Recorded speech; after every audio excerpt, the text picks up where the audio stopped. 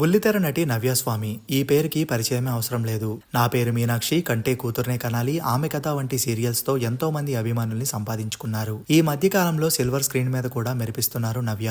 ఆమె చేసిన ఇంటింటి రామాయణం సిరీస్ లో తనకి చాలా మంచి పేరు వచ్చిందని చెప్పాలి. అయితే ఈ మార్చి 17న నవ్య తన బర్త్డేని సెలబ్రేట్ చేసుకుంది. ఆమెకి సోషల్ మీడియా వేదికగా శుభాకాంక్షలు వెల్లువెత్తుతున్నాయి. ఫ్యామిలీ ఫ్రెండ్స్ తో పాటు బుల్లితెర ప్రేక్షకులు కూడా బర్త్డే గ్రీటింగ్స్ ని తెలియజేస్తున్నారు. ఈ బర్త్డేని నవ్య తన అన్న వదినలతో కలిసి గోవాలో సెలబ్రేట్ చేసుకుంది. అయితే ఈ బర్త్డే రోజు నవ్యకి మిడ్-నైట్ 12 అప్పుడు విషెస్ ని తెలియజేశారు రవికృష్ణ.